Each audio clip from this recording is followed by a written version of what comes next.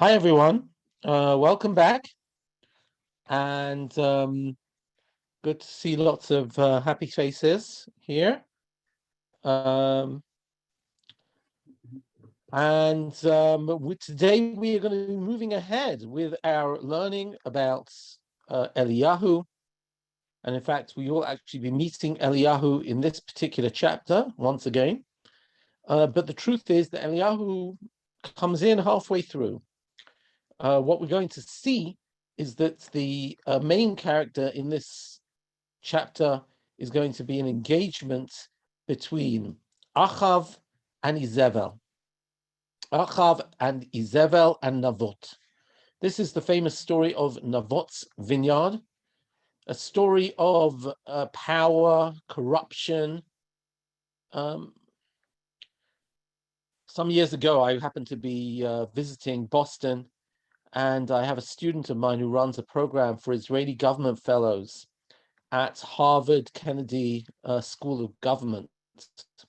And these are all people who are going to be, they're doing an MBA or they're doing some sort of master's in government, and then they're going to move into sort of relatively senior positions in Israeli government offices, ministries. And this was a student of mine who was running the program. And she said, Rav Alex, you're in Boston, you're in Cambridge, could you come and teach? I thought, what should I teach them? What can I teach from the Tanakh to some people who are going to go into government? And this was the parak that I decided to teach, which is a story about when figures in power become corrupt, take advantage of their position. So that's what we're going to study today. It's going to make for sobering reading. I imagine that most of you know the story. I'm going to share my screen so you can all see. And I hope people have the source sheets. Maxine, have the source sheets been sent out? People received the source sheet? Okay, fantastic. Okay, so people, you should have the source sheets, and we're not going to take any more time of introduction. Let's go straight into the learning. To make sure that everybody knows the story, I'm going to very quickly read through the story. It'll come in the chat in a second if you haven't got the sheet. And I'm going to read through the story just to make sure we're all on the same page. It'll take hopefully 3 minutes or so. And then we will start beginning an analysis of this story. Here we go. And it came to pass after these things. And we're going to talk about what things.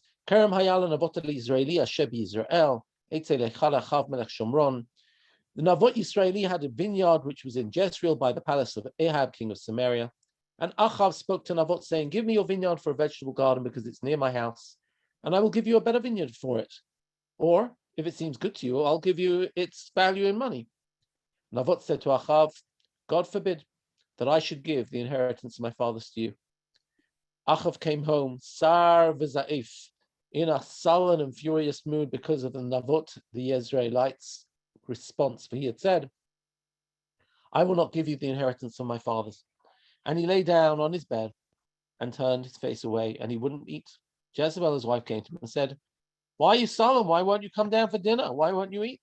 And he said to her, because I spoke to Navot the Israelite and said to him, give me your vineyard for money, or else if it please you, I'll give another vineyard for it. And he said, I will not give you my vineyard. Jezebel, his wife, said to him, you now govern the kingdom of Israel. Arise and eat, be merry. I will give you the vineyard of Navot the Israelite. So she wrote letters in Ahab's name and sealed them with seal, and sent the letters to the elders and to the nobles that were in the city that dwelt with Navot. And she wrote in the letters, saying, proclaim a fast and set Navot at the head of the people, and set 2 men, immoral fellows. In the Hebrew it says, B'nai Belial, people who don't have a conscience, rough people, before him, and let them bear witness against him, saying, you curse God and the king, or you curse the king by God's name, it's not clear. And then carry him out and stone him and have him die. And the men of the city, the elders, and the nobles who dwelt in the city did as Jezebel sent to them. As was written in the letters which she has sent unto them, they proclaimed a fast and set Navot at the head of the people. And the 2 men, the immoral fellows, came and sat before him. And the immoral fellows bore witness against him, against Navot, in the presence of the people, saying, Navot cursed God and the king. Then they carried him out of the city, stoned him, and he died. they sent to Jezebel, saying, Navot has been stoned and is dead. And when Jezebel heard that Navot was stoned and was dead, Jezebel said to Achav, arise, take possession of the vineyard of Navot Israel, who refused to give you for money, for Navot is not alive but dead. And when Achav heard that Navot was dead, Ahab rose up to go to the vineyard of Navot Israeli to take possession of it. And the word of God came to Eliyahu Hatishbi, saying, arise, go down and meet Achav, king of Israel, who lives in Samaria. Behold, he is in the vineyard of Navot, where he's gone to take possession of it. And speak to him and say, Haratzachta v'gam yarashta, have you killed and also taken possession? Speak to him and say, thus says the Lord, in the place where the dogs licked the blood of Navot, dogs will lick up your blood, even yours. And Achav said to Elijah, have you found me, my enemy? And he answered, I have indeed found you, because you have given yourself over to doing evil in the eyes of the Lord. Behold, I'll bring evil upon you, and will utterly sweep you away. I will cut from Achav every man child, and I will make your house like the house of Yeravam ben Nevat, and like the house of Baasha, the son of Achiyah, for the fury with which you angered me and caused Israel to sin. And God spoke to Jezebel and said, or about Jezebel, and said, the dogs shall eat Jezebel in the moat of Jezreel. Wow. He of Achav will die in the city shall be eaten by the dogs, and he that dies in the field shall be consumed by the birds. But there was none like Achav, who gave himself over to evil in the sight of the Lord under the incitement of Jezebel, his wife. And he did very abominably, following idols, according to all that the Amorites did, whom the Lord cast out before the children of Israel. When Achav heard those words, he rent his clothes, put sackcloth upon his flesh, fasted, lay in sackcloth, and walked submissively. And the word of the Lord came to Eliyahu Hatishbi, saying, see how Achav humbles himself before me? Because he humbles himself before me, I will not bring the destruction in his days, but I will, in his son's days, I will bring the destruction upon his house. That's the story. Poor Navot. I always find it amazing when I drive up to Israel. Israel is at the foot of the Gilboa mountain. In fact, you can even visit today the archaeological site of where Achab's palace in Jezreel stands or stood. You can still see the gateway, and it looks over the valley, the Jezreel Valley in the north of Israel. In the center of the Jezreel Valley is the town Afula, which some of you will know. You might know the song, the Zionist song, Mi Beit Alpha Ad Nahalal, right? All of those kibbutzim in the beautiful Jezreel Valley, from the word Zerah, right? The word Yisrael from the word Zerah.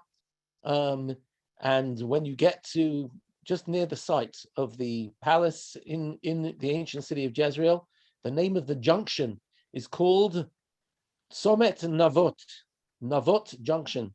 And I always love it that they didn't call it Achav Junction or Jezebel Junction or I don't know what, that Navot's name is still there. Thank God Navot might have been murdered or killed, but his name still stands over the land, over the vineyard with which he owned. So that is this is the story. And what we're going to do together is to engage in a slightly slower read than I just did now, and try and get into the text of the story and the central ideas of the story, and try and tease out the key themes. So we're going to start from the very beginning. I hear it's a good place to start. So let's go. Okay. Chapter, verse 1. After what things, right? We just saw that Achav went to war. Do you remember? Achav went to war, and he, in fact, was victorious twice. God was on his side, and God said, I am going to make you victorious. You'll know that I am God. And Achav decided that instead of killing Ben-Hadad, he would have mercy on Ben-Hadad. We know, said Ben-Hadad and his men, that the Jewish kings are malchei chesed. They are kind. They are merciful. There's a good chance that he will show you clemency. And indeed, when they come out and they say, Avdecha Ben-Hadad, he says, Achihu, he is my brother. And he spares his life, makes a deal with him, and sent him home. God was very angry about this, and he was so furious that God was angry, he went home, sar v'za'ef, in a very, very sullen and furious mood. So there are at least two connections between this story and the previous one. Number one, in both stories, he goes home in a pretty miserable mood. Sar v'za'ef. But I think maybe more important is this idea that Achav clearly has a very, very merciful side. When he wants to, he knows how to let somebody who is even a sworn enemy, to let him live, to give him an opportunity to have a second chance, to capitalize on the moment. And the compassion which he showed to Ben-Hadad, the sworn enemy of Israel, is in stark contrast to the lack of compassion that he is going to show to Navot in this story. So I think that helps us understand at least the connection of Achar Hadvarim Ha'ela. It is not the passage of time, but it's almost like a connection point. So let's take a look at what we call the exposition, the first verse, which gives us the characters. Kerem Hayal and Avot Israeli Asher Israel Eitzel Heichal Achav Melech Shomron. And I will already say that I read it in sort of lilting sense, because there's almost this sense, Kerem Hayal and Avot, I'll just relate to another chapter in Tanakh, Isaiah chapter 5, which begins in the following way. He says, Ashirana liyedidi shirat dodi lekarmo. I will sing a song for my friend, the song of my friend to his vineyard. And how does it continue? Kerem hayal lididi bekerem ben shemen. My Keren hayal lididi, Keren hayal anavot, bekerem ben shemen. Right? We all know that wine can bring somebody to song. Right? We know that Shir Hashirim Asher Shlomo, Shikot Pihu Kitovim Dodecha Miyayin. Right? So much of the Shir Hashirim, the love, happens in the vineyard. The vineyard brings us to a state, but greater is your love than wine. And when we hear this, we're expecting good news. Kerem hayal anavot Yisraeli, like Kerem hayal didi, the Kerem ben Shemen. So it's a very happy thing to have a vineyard. Navot ha-Yisraeli asher Israel. Navot, the Jezreelites, which was in Jezreel, or in other words, why is it repeating it? Kerem hayal navot ha-Yisraeli asher Yisrael. What's it telling us about Navot? And if I read to the end of the pasuk, Eitzel heichal achav melech shomron. So first of all, what are we hearing about Navot? Not only does he have a very happy vineyard, but he is Navot ha-Yisraeli. He is Navot the Jezreelite, who happens to be in Jezreel as well. In other words, it's not that he happens to be in Jezreel. He's lived here for centuries. His father and his grandfather and his great-grandfather. You'll see that the reason why he doesn't give it to the king is because he says, I don't want to give Nachalat Avotai.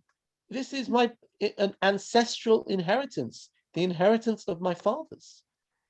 So Navot is embedded in this soil, right? Like we say in Bnei Akiva, Kapenu b'rigvei admata.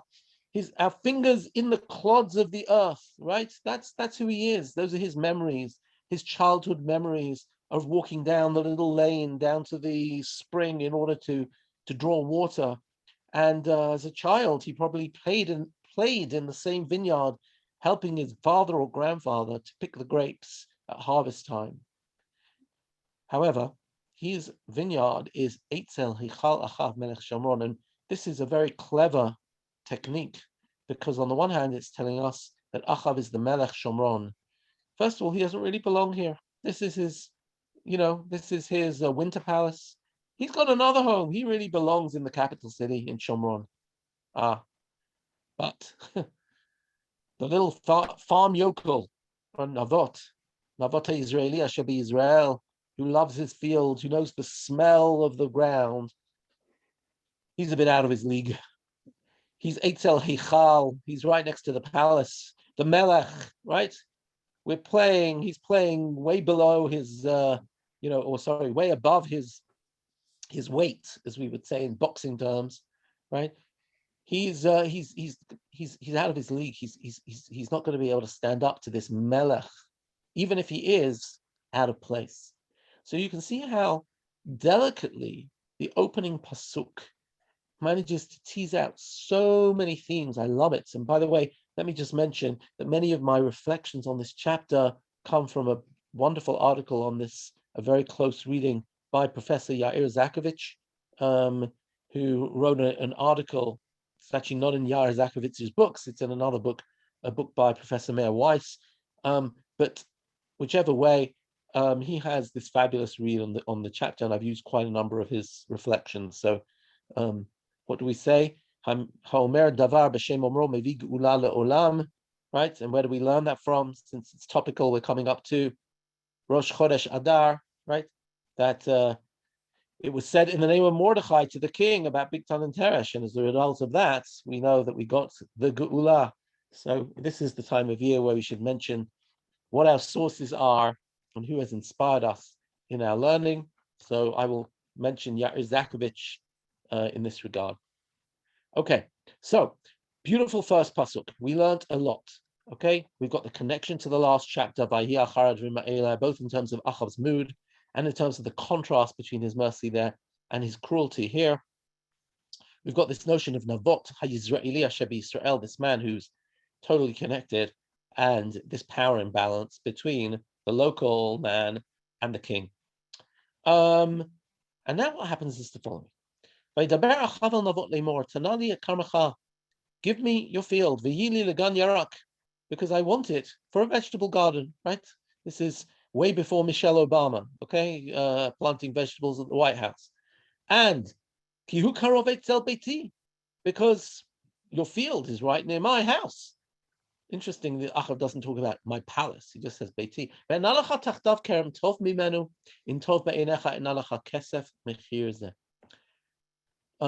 I can give you a better vineyard if you like, or I'll pay you full price for the field.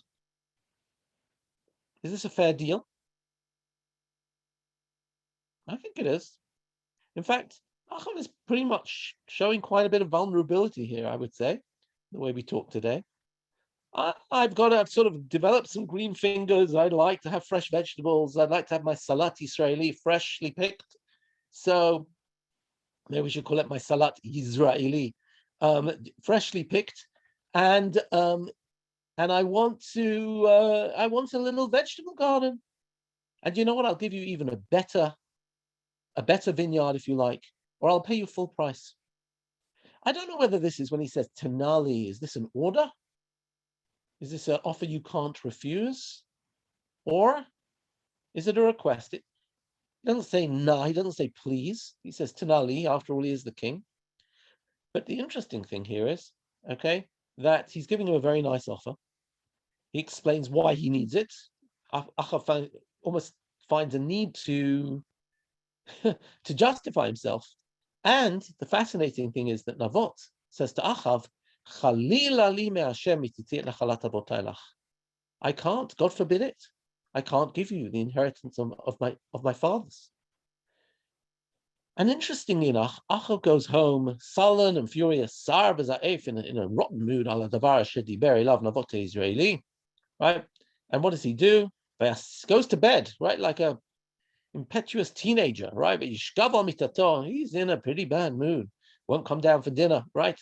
He lies on his bed, he faces the wall, and he wouldn't come down for dinner, right? So lovely the way they describe him. Now, what is it? Now, the interesting thing here is Ahab clearly finds himself with his hands tied behind his back. It seems that Ahab goes and has a big temper tantrum, and he goes to, it gets all depressed.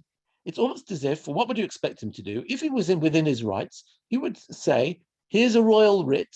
I am sequestering this field, and you don't have a choice. But it would appear that, in fact, Ahab doesn't have rights to take this. And I'm going to look down at the bottom of page 2 on our sheet, where I put here some sources, the king versus the people. Who has the power? Interestingly enough, this notion of Nachalat Avotai, we all know that the land of Israel is divvied up to the people. to all of the tribes. And there is a concept of geula. We all know this from Megillat Ruth, I imagine, where in Megillat Ruth, even though the family have fallen on hard times and it seems like they have sold their field, there is a responsibility on the family to restore the ancestral lands to the family. And that's exactly what Boaz did with Ploni Almoni. They went to the gate of the town, and the man who is meant to do this is called the Goel, the Redeemer. Where do we get this concept from? It comes from Parshat Bahar, Vayikra Perek Chafhei, which talks about the notion of Shemitah, that the land, on the one hand, isn't really ours, but on the other hand, let's see what it says here. The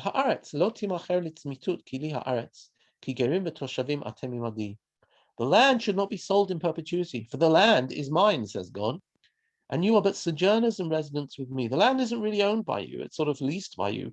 Every 50 years, it goes back to its ancestral owner, Yovel. And what does he say? And through the land of your possession, you shall give redemption to the land. And if you look, I put it in the Hebrew, but not in the English, sorry. For example, if your brother becomes poor, your relative, or and he sells his estate, his relative should come and buy it back. You know, even with the story of Benot Tzlofchad, we all know the story of the Tzlofchad's daughters, where Tzlofchad was a man who had 5 daughters, and usually land is inherited through the male line, and they said, there is no male line, so we want the land, and they get the rights to the land. Very famous Perek.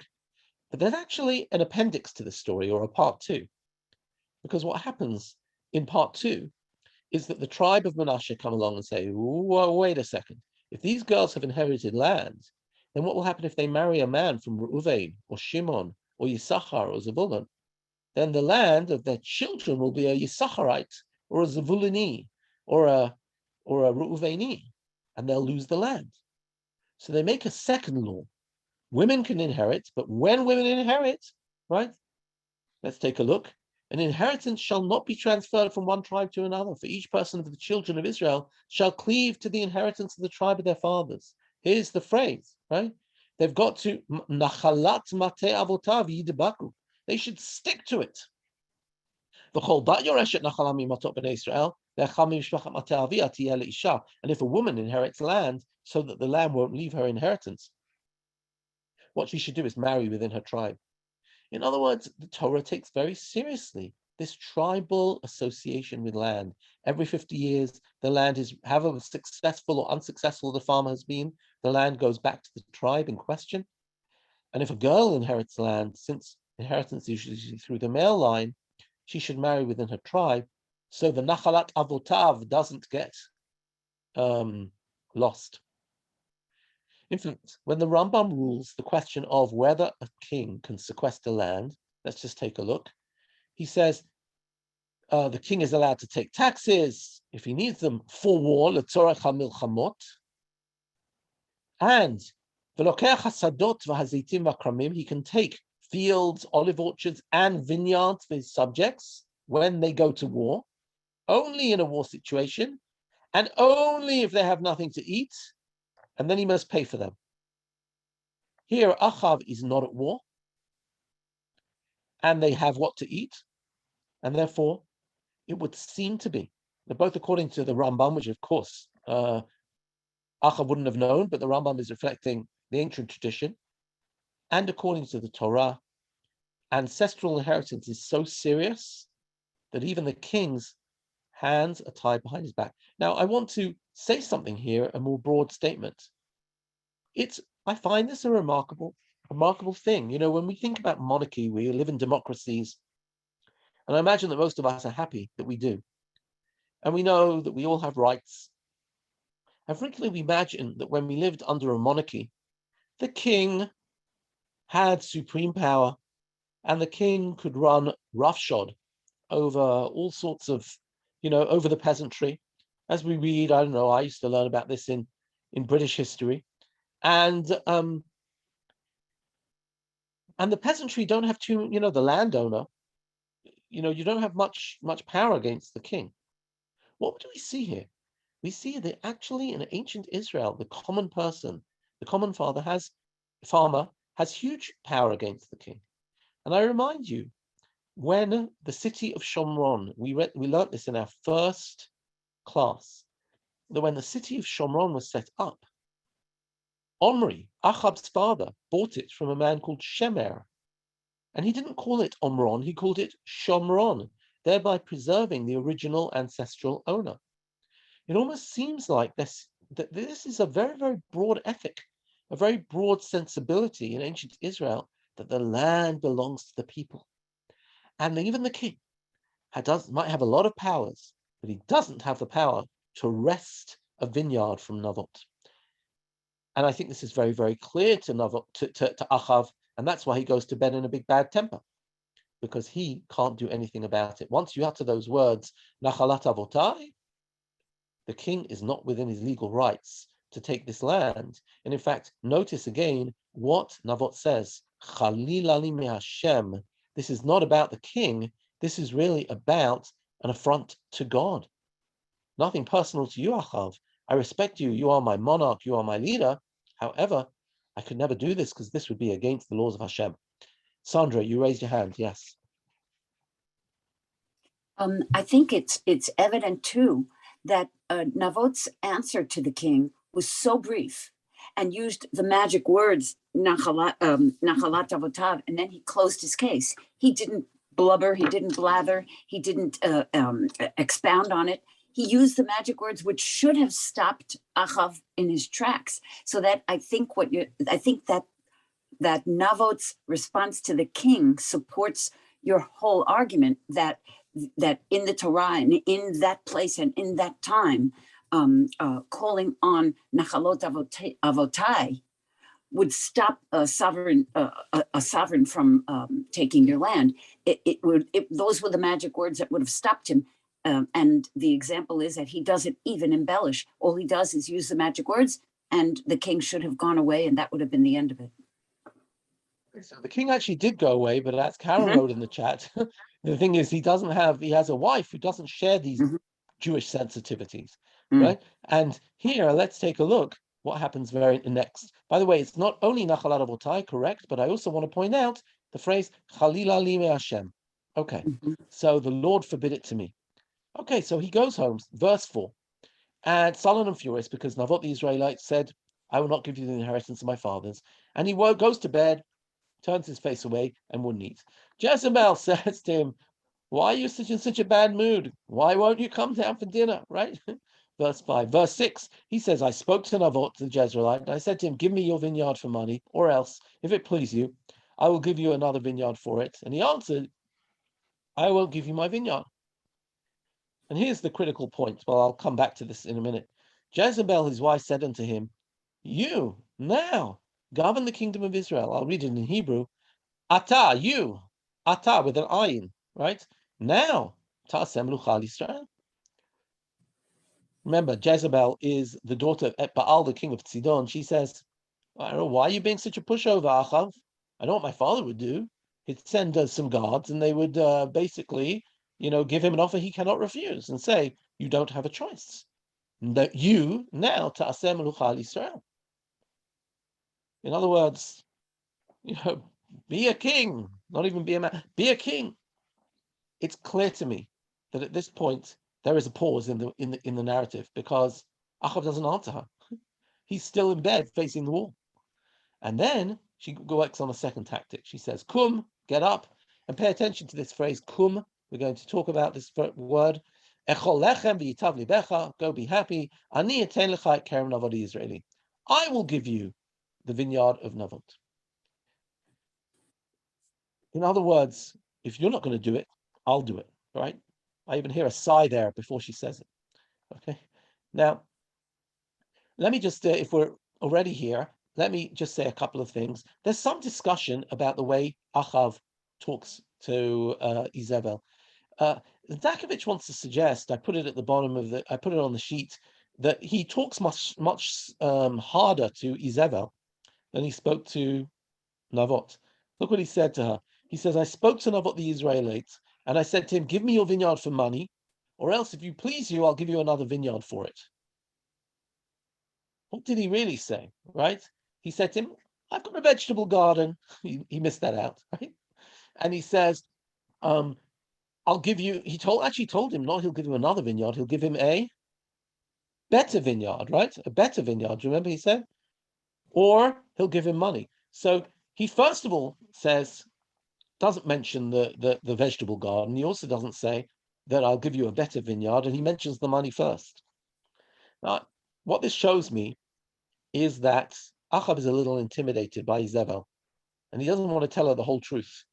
Now, the truth is, it might be, I'm sure, it just might be a husband-wife thing. I have to say, like, I can imagine the scene. Let's say I would go to the garage and the car had broken down or something like that. And I'd call up my wife. I'll say, oh, yeah, he says it's 1,000 shekel to fix the car. And, or I'll come home and I'll say it cost 1,000 shekel. And she'll say to me, did you remember to tell him that 2 months ago you fixed the car? It cost us 1,000 shekel then. And I'm like, maybe I did or maybe I didn't, right? But there are all those moments where, we're all truthful to our spouses, obviously, but there are moments where we sometimes want to twist and sound that we were a little more tough than we were when we forgot to be tough. So this might not be, this might be in every single marriage, but you definitely gain the sense that Ahab was a bit softer with Navot himself, right? Than he actually spoke to,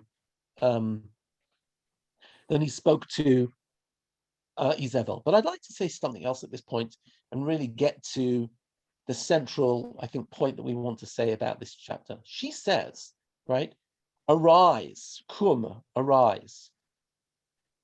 And actually, she's going to, this whole line, kum echol lechem, ani etenech karen avot Israeli. Now, if we go down, let's look at the next conversation they have. Okay?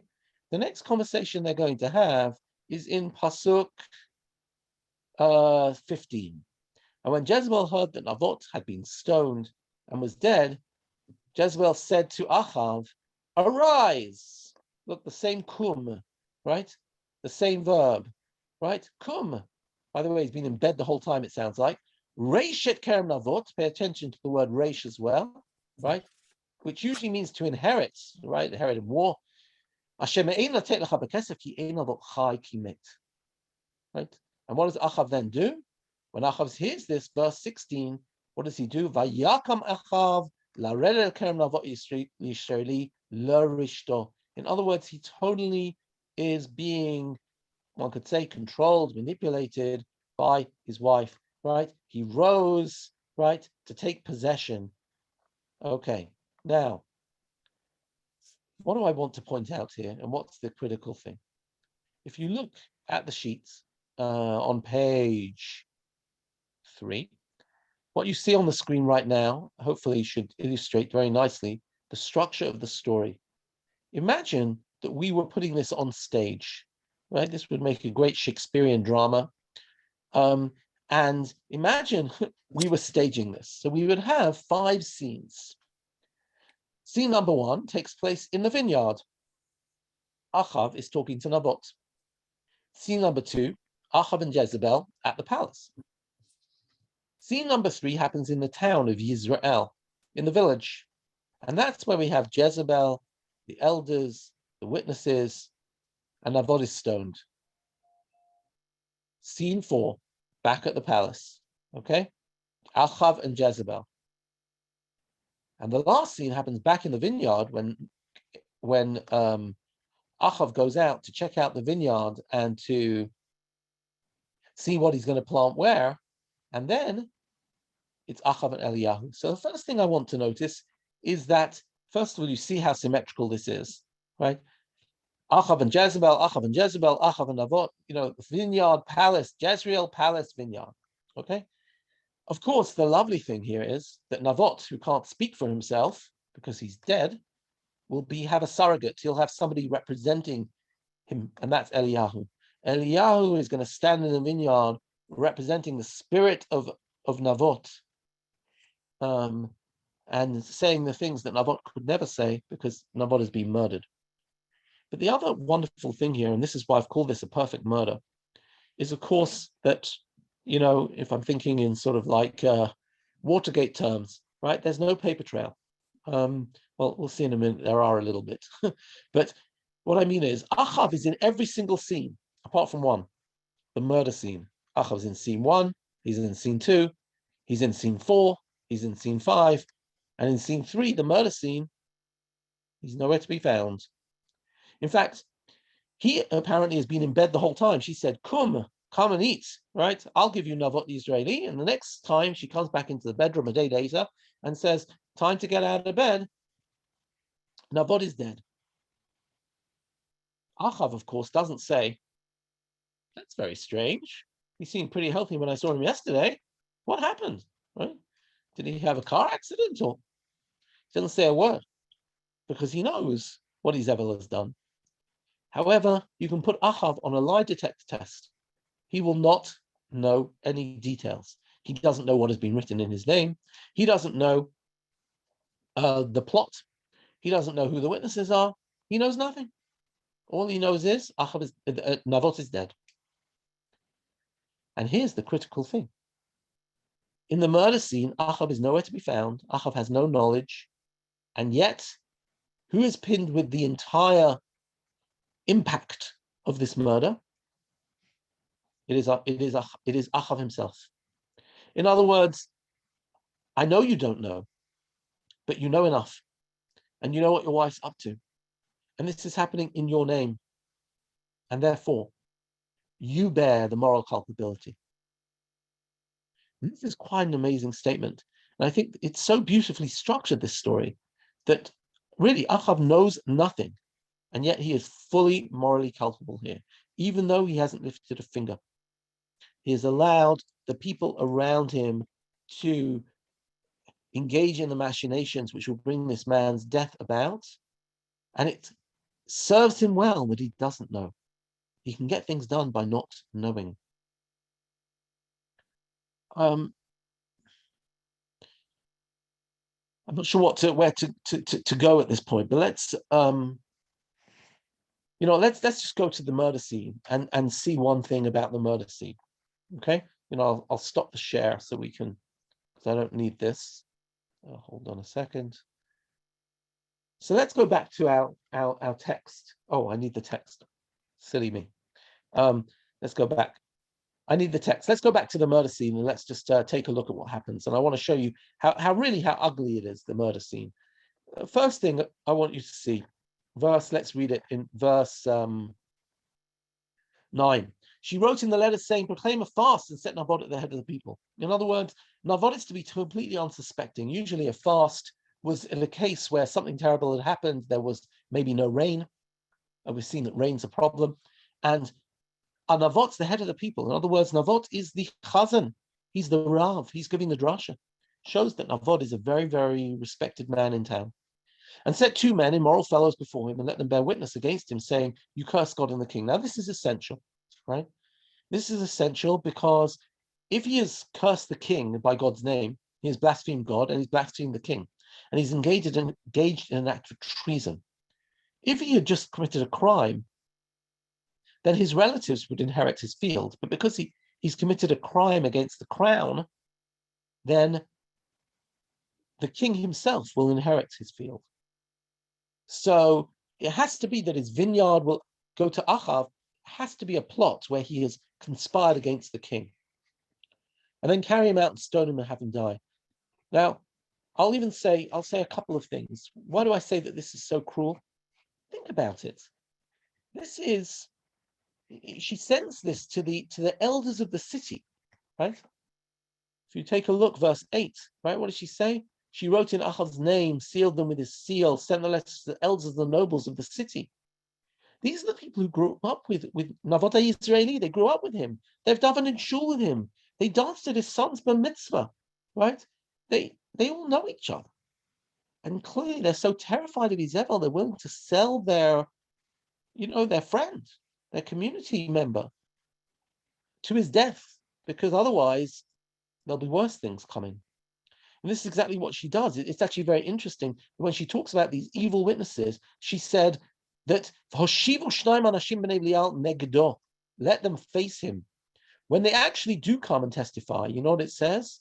It says, Vayaidu Anshe, Vayishvu Negdo, they sat opposite him, but when they testify, verse 13, Vayaidu Anshe Belial et Navot Neged Ha'am. When they actually do the testimony, they face the people because they cannot look him in the eyes. These people cannot face Achav. They cannot look him in his eyes because they know they're telling a terrible lie. So this is really quite a gruesome murder. Really, really awful. And I'm sure, especially at this time of year, you're hearing a different story behind all of this, right? Where else do we have a case where, what does it say here? Maybe if I say it in Hebrew, everybody will hear it very well, right?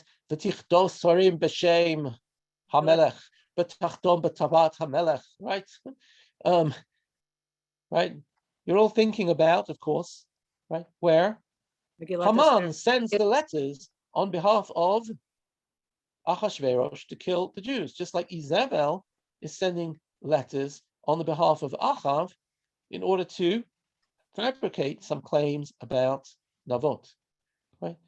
Now, this is quite amazing because obviously the author of the Megillah is a late book, obviously, and it's using the language of this chapter and the images of this chapter. But do you understand what the implication for the Megillah is? You know, we all remember that scene where Esther points the finger at Haman, but according to this story, what they're actually saying, she should be pointing the finger at Achashverosh. Achashverosh, you allowed this to happen. My goodness, right? What's going on there? So this is quite something, right? That Achashverosh, by actually borrowing this imagery, right? How much we always talk about, we're so happy that Haman's dead, but there seems to be something by using this story, which is actually, you know, everything's masked in the Megillah, but with this little mask, the Megillah is not letting Achashverosh off the hook and is saying, right, you know, maybe Achashverosh is going to live to rule another day. And yet at the same time, there's something very, he acts all innocent, but he's not as innocent as you think. So, you know, feigning ignorance in this regard. Mihu zev ezehu, says Achashverosh. Just a few weeks ago, you were sitting there signing the death writ, and now you're claiming you don't know. You can claim you don't know, but we know. All right, back to our story. So I want to just deal with one last thing because I see our time is marching on. And then I'll pause if anybody wants to ask a question. I want to just deal with one last point about the notion of the sin here. And this is what I've put at the bottom of page 3. Sorry, try again. At the top of page 4. And I've called it the transformation of Navot's refusal.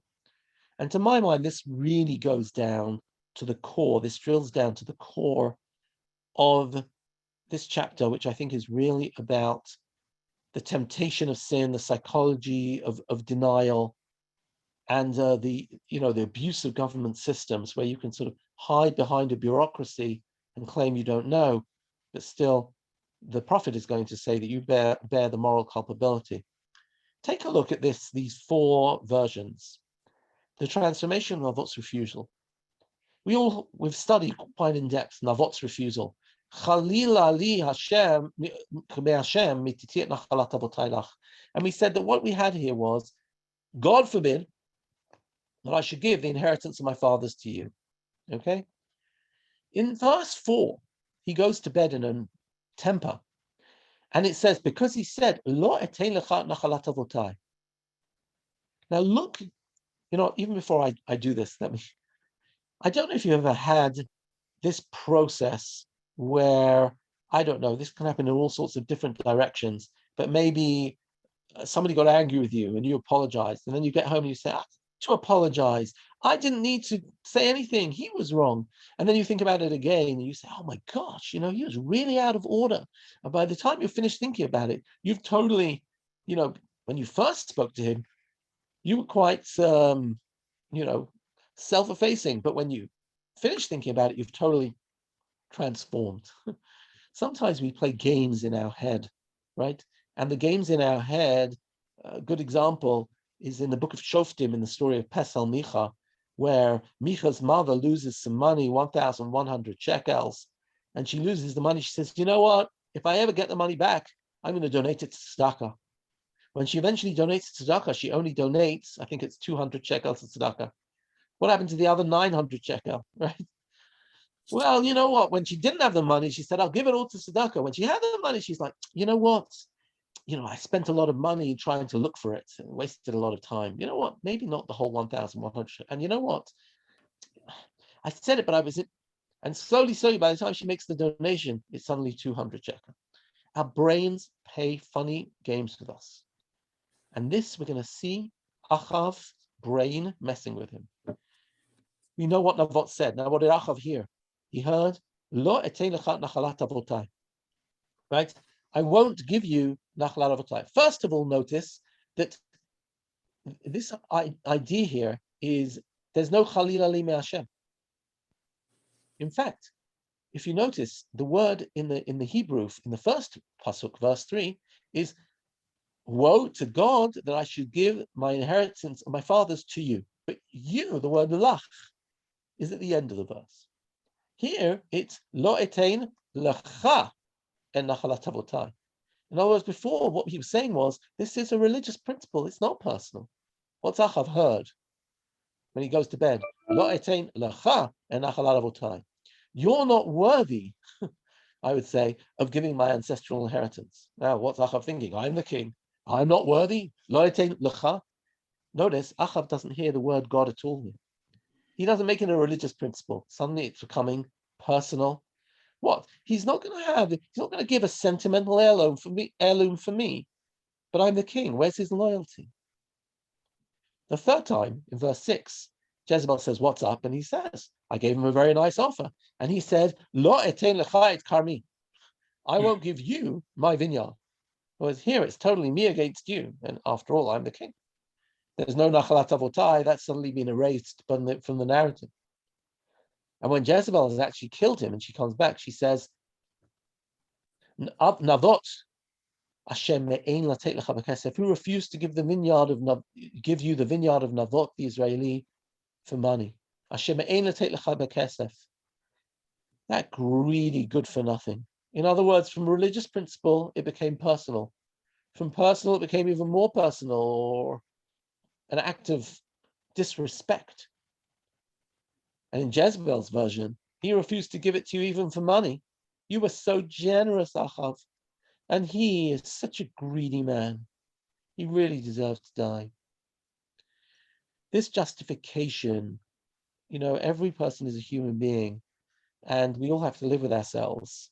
And therefore, sometimes we engage in this very, very subtle process where our brains play little tricks with us.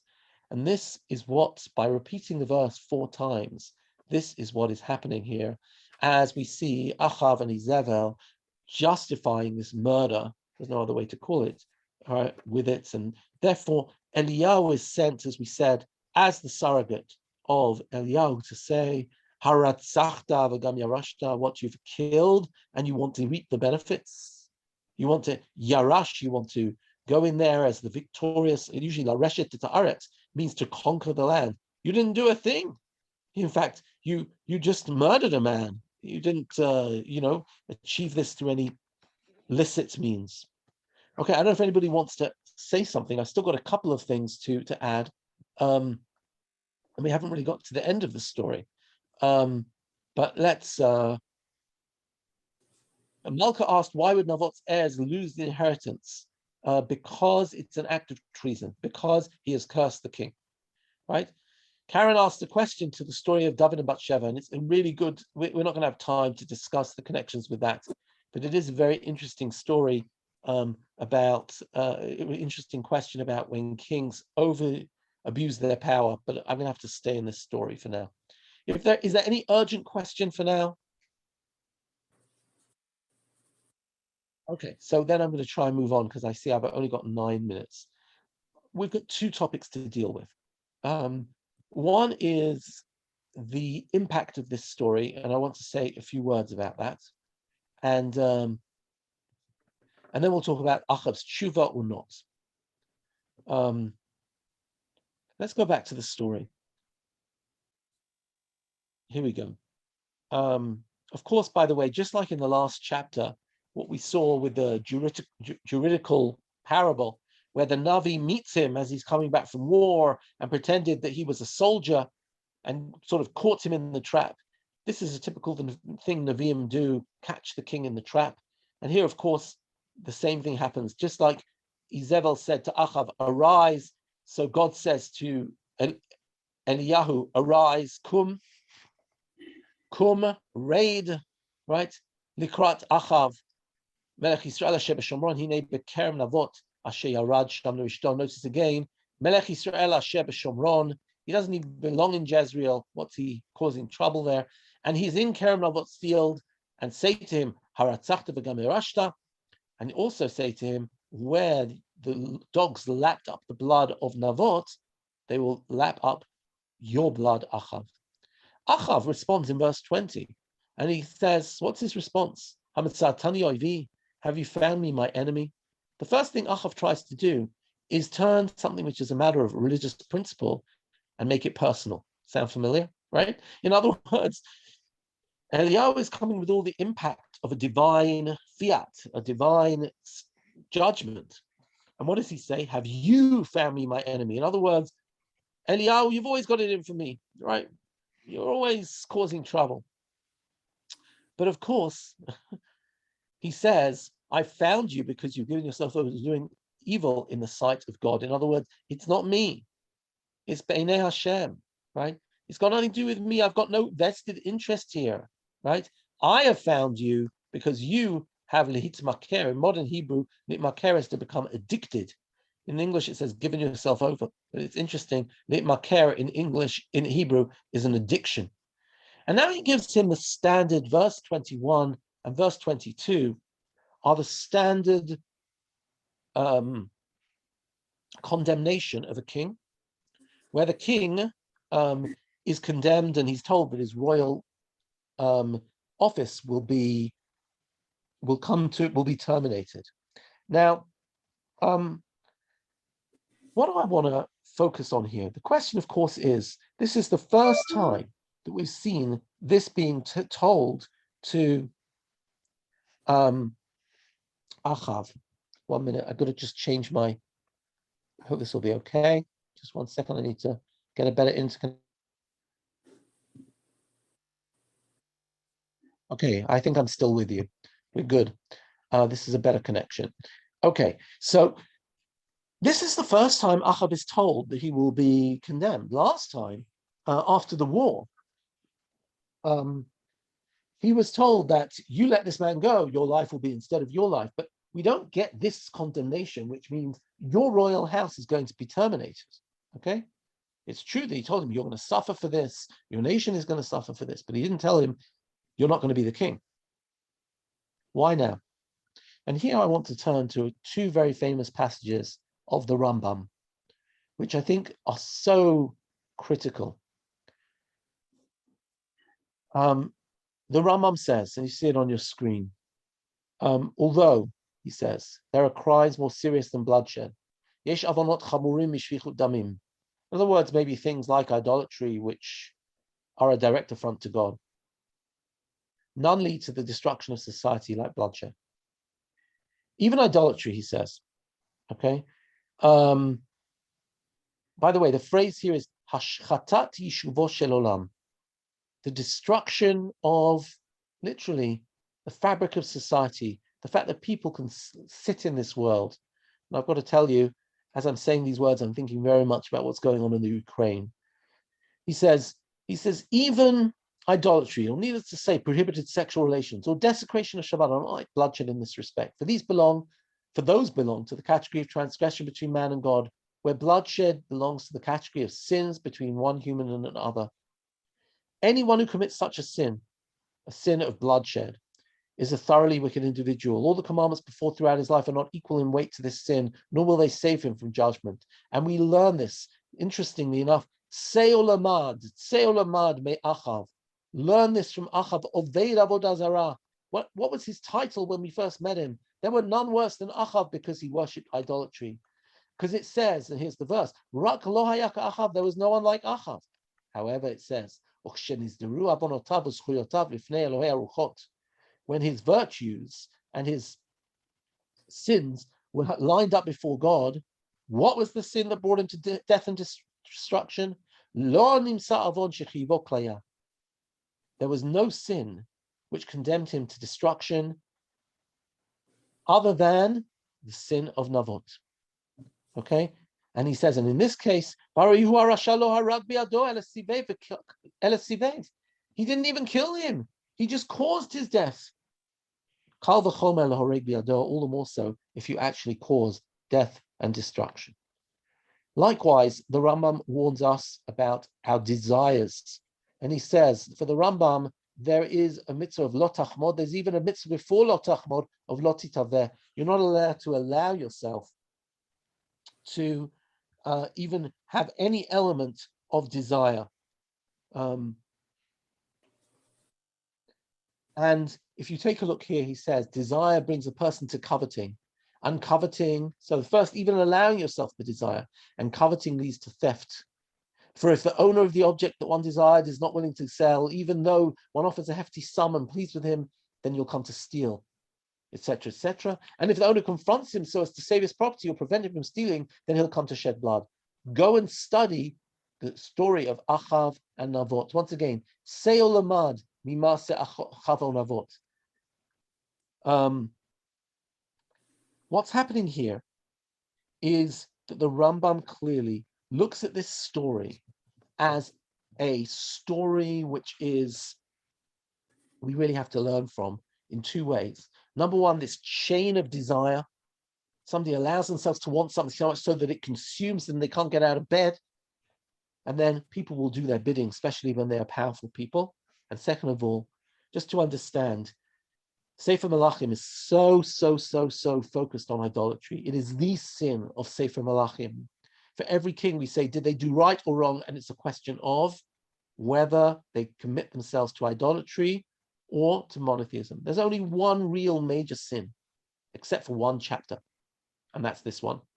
This one where we see murder. And it's interesting, the only other person who's really called a murderer, right, is Menashe, who's the other great idolater. Is there a connection between Shvichut Damim and Avodah Zarah? Not for this year now, but I will simply say that it's amazing that despite the fact that Malachim is so Avodah Zarah, so idolatry focused, this is what brings Ahab down, and the Rambam is picking up on it. I'll finish off with one last thing. We've literally got 1.5 minutes, and that is the last line. Oh, you know, we're not really going to have much time to do this, but let's just read the Pasuk 25. Pasuk Chafei. Rak lo haya ka'Achav, there were none like Achav, who gave himself over to evil in the sight of the Lord. And then the next phrase, under the incitement of Jezebel, his wife. Who's culpable? Achav, who gave himself over, or under the incitement of Jezebel, his wife? Ultimately, they both get a death sentence. Okay? But what he's saying is, on the one hand, he's guilty. On the other hand, she's also guilty. Or maybe I should say, what we're going to have to say about Achav is that ultimately, he is, when in front of Jezebel, he has no backbone. He has no backbone in front of Jezebel, and he is a very fickle character. We saw it before when he killed all the prophets of Baal and then comes home, and Jezebel says, oh, that Elijah is going to die, and he doesn't say a word. The last point, verse 27, when Achav heard those words, he rent his clothes and put sackcloth upon his flesh, and fasted and lay in sackcloth and walked submissively. And the word of the Lord came to Eliyahu Hatishbi, saying, do you see how Achav humbled himself before me? Because he humbles himself before me, I will not bring destruction in his days, but in his son's days. I'll delay the destruction. Here there is a huge debate. Achav doing tshuva? Do you really think he's sincere? And here there's a big debate. Some people say, no, he was really sincere. He really fasted and he wore sackcloth, and he, in his latter days, really did tshuva. And God accepted his tshuva. And in that case, we learn a very important lesson from Achav. However bad somebody is, God will always give them a second chance. The other option is that it was more cosmetic. It was more cosmetic. And even though he says the royal line will be given one more generation, we're going to see that in the very next chapter, Achav will meet his death in war against Ben-Hadad. So it's not like God keeps him alive for very long. So whatever God says when he says, he's humbled himself before me, we don't see much evidence that Achav was given much more of a chance. It's true that Achav was not assassinated and his sons got a chance to rule. And yet, this really is, the next chapter will be the end of the road for Achav, just 3 years after he capitulated to Ben-Hadad. So this is what we have here. A lot to absorb. I agree with Elaine. Achav was scared to death. Okay, and I like Gershon Hepner's sota based on Hisata. Very interesting. Esther and husband and wife in the story. I don't know. You can think about that. Fascinating. Okay, you're going to have to excuse me because I actually have to run to another shiur, and I don't really have time to engage in people's questions. But I've got another shiur starting 2 minutes ago, so we will meet again, Be'ezras Hashem, next week. I hope that everything will be smooth next week. I'll actually be at a conference next week in the United States, in California. So I hope that I'll have good internet and we'll be able to meet at the same time, same place. So hopefully all will be smooth and we will meet up then. Lihitraot, have a good week, everybody. Next week we'll see the end of Achav, the last chapter of the Melakhim Aleph. If you can, read the chapter. It'll be very worthwhile for our learning. Thank you. Thank you. Thank you so much.